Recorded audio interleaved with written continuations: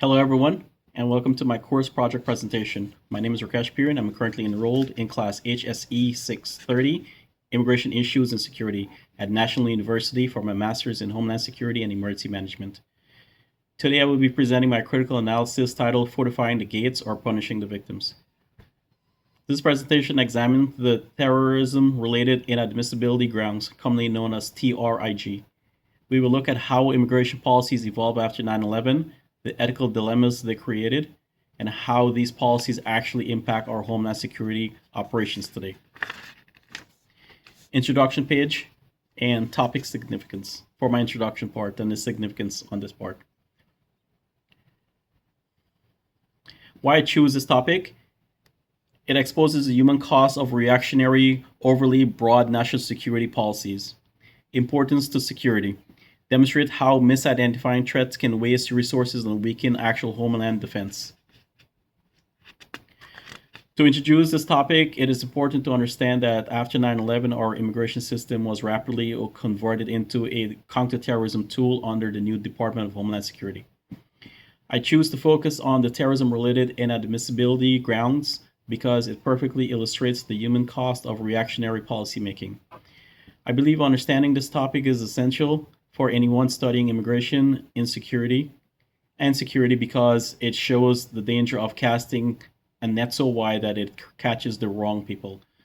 Today, I will outline how the expansion of these laws over the last 2 decades had blurred the line between actual terrorists and innocent victims, creating a profound ethical and operational issue. The expansion of TRIG post 9/11. Let's start by looking at how TRIG expanded. Before 2001, we already had laws to keep terrorists out, but the US Patriot Act and the Real ID Act radically broadened the definition of what constitutes a terrorist or terrorist organization. The law created 3 tiers of terror group. The most problematic is Tier 3, which is defined simply as any group of 2 or more people who use a weapon. Under this incredibly broad definition, almost any rebel group or local militia or even those fighting against dictatorship the US opposes is legally considered a terrorist organization. This creates massive, inescapable net for refugees fleeing war zones.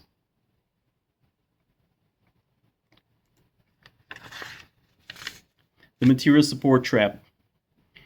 The most devastating part of the TRIG is the material support trap.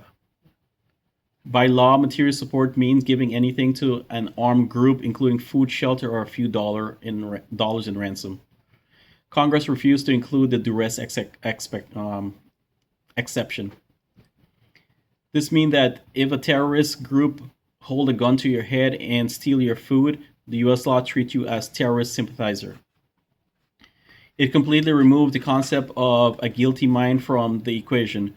Consequently, victims of extortion are punished this exact same way as willing co-conspirators, leaving innocent refugees trapped in an administrative nightmare.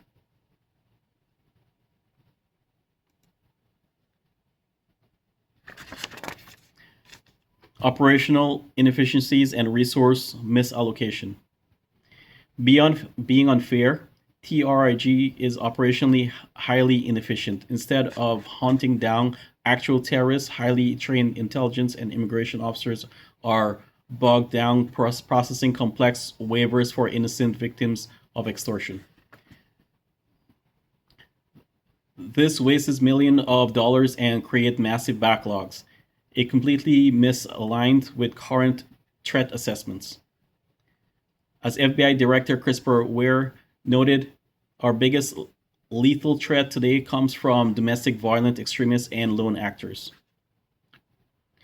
By hyper-focusing our border security on refugees fleeing foreign conflicts, DHS is using an outdated playbook and ignoring the active network that actually threaten our homeland today.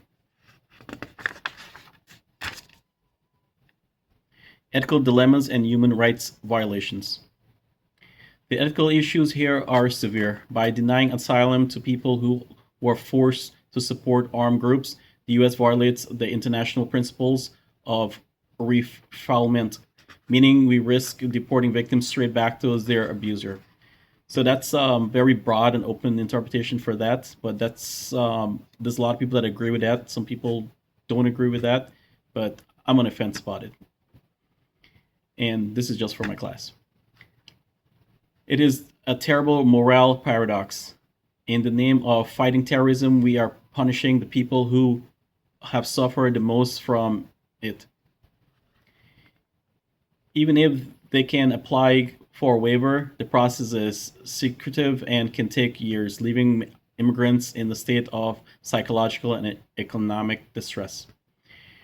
We have essentially abandoned our humanitarian duty to favor a rigid, unforgiving border enforcement, which a lot of people could think that it's necessary. I think it's necessary too, but think of it on a morality standpoint for this slide.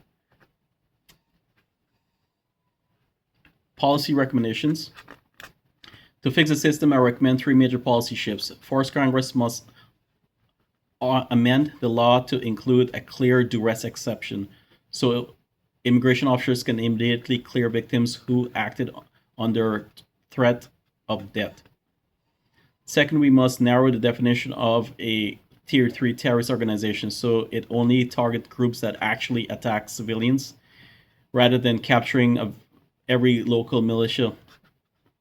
Finally, by fixing this law, DHS and DOJ can clear their backlogs and reallocate their funding and intelligence resources towards investigating the modern domestic and transnational extremist network that truly pose a threat.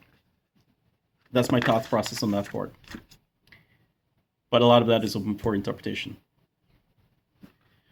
For a conclusion, for a summary recap, in conclusion, the terrorism-related inadmissibility grounds represent the ultimate danger of reactionary policymaking. Driven by the fear of following 9/11, we crafted a net so wide that it criminalized the very concept of survival in a war zone.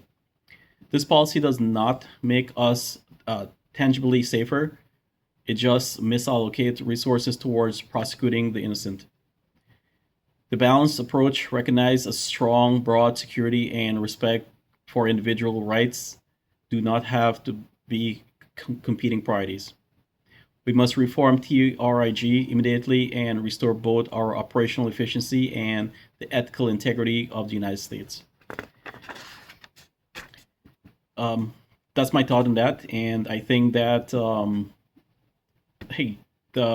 the ethical integrity and the morality in the situation is very frowned upon around the world.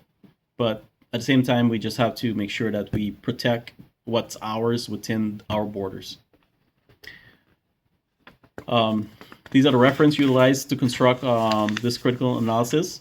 Thank you so much for your attention today, and I'm happy to take any questions if this was an actual presentation to a group. Thank you very much.